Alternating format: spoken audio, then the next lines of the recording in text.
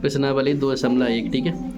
किसी बहुपद P x के लिए y बराबर पी एक्स का ग्राफ नीचे आकृति इसमें दिया गया है। प्रत्येक स्थिति में पी एक्स के शून्यकों की संख्या ज्ञात करना है, ठीक है।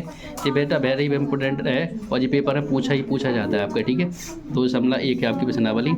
इसमें चलो एक ग्राफ दिया है, पेपर में आपको ऐसे ग्राफ देंगे वो, ठीक है। क्या करेंगे, ऐसा एक चीज बना लो अपन, वहाँ पर आपको बनाना नहीं है, ठीक है। यहाँ पे आपको बना के समझा दे रहे, ठीक है।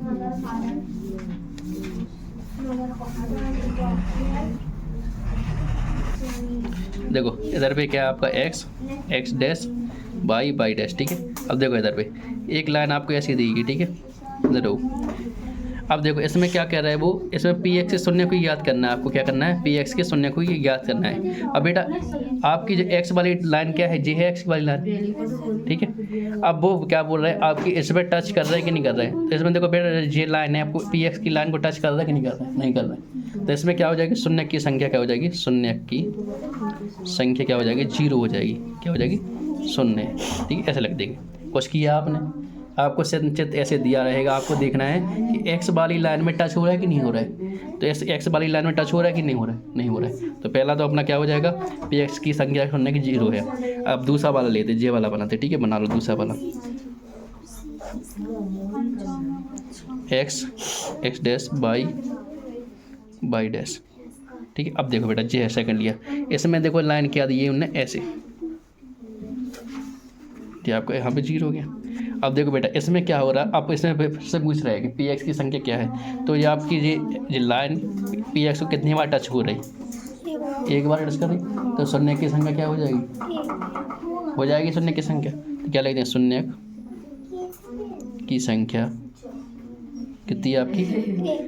अब आपको इसमें कुछ दिक्कत, बस इतना देखना है आपको, चित्र बनाया मिलेगा, कर लोगे, आता है आपके पेपर में, वेरी वेरी इंपॉर्टेंट, ठीक है। कुछ नहीं करना पड़ता इसमें, ठीक है। तो ये आपके समझ में आ गया आपको। अब नेक्स्ट कर लोगे आप लोग, ठीक है। ये होगी 2.1, ठीक है। सॉरी 2.2, एक तो होगी ना अपनी 2.2। इसके लिए अपन थोड़ा फॉर्मूला याद करना पड़ेगा। एक आता है आपका शून्यकों का योगफल, ठीक है बेटा। इसे शून्यकों का योगफल तो अपन हिंदी में बोलते हैं, ठीक है। इसको मैथ में क्या बोलते हैं, अल्फा प्लस बीटा। क्या बोलते हैं, बीटा। इसे बोलते हैं अल्फा, इसे बोलते हैं बीटा। तो क्या हो जाता है बेटा आपका, देखो जी आपको फॉर्मूला दिया भी है यहाँ पे। क्या हो जाता है, -b/a। क्या हो जाता है आपका, -b/a। अब किताब में सब दिया, आप लोग ध्यान नहीं देते। तो इसे क्या पढ़ते हैं, अगर मैथ में आपको कहीं लिखा मिला, क्या मिलेगा, अगर ऐसा मिला अल्फा प्लस बीटा, तो इसे क्या पढ़ेंगे आप, शून्यकों का योगफल। ये क्या लिखा आपका, शून्यकों का योगफल। क्या होता है आपका, जब -b/a। क्या होता है आपका, -b/a। बिल्कुल ध्यान देना, क्योंकि ये बहुत काम आने वाला है आपका, ठीक है। अल्फा प्लस बीटा क्या बोलते हैं, शून्यकों का योगफल। क्या बोलता, -b/a, ठीक है। आप इतना बड़ा परिभाषा नहीं लिखना चाहते तो क्या लिख दें इसको, अल्फा प्लस बीटा बराबर -b/a। जी आपका पहला हो गया। अब दूसरा आता है इसमें शून्यकों का गुणनफल। क्या होता है जी, अल्फा इंटू बीटा। इसमें क्या होता है, इंटू लगा रहता है, मतलब इसमें क्या गुणा का चिन्ह होता है। क्या होता है, जिसे होता है आपका c/a।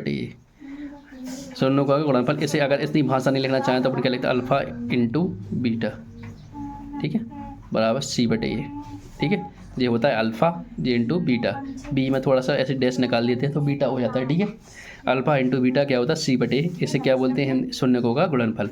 क्या बोलते हैं इसे, शून्य का गुणनफल। बिल्कुल याद कर लेना, क्योंकि इसी से आपके क्वेश्चन 2.1 सॉल्व होगी। ये आपको हम होमवर्क में दे रहा है, इनको रट लेना है आपको। इसे क्या पढ़ते हैं, शून्यकों का योगफल -b/a। इसे क्या बोलते हैं, शून्यकों का गुणनफल c/a। कर लोगे। अपन क्या करेंगे, इसको फिर प्रश्नावली लगाएंगे, ठीक है। ये करना है आपको और यह भी करना है, ठीक है। आते ही आते हैं, वेरी वेरी इंपॉर्टेंट है, ठीक है।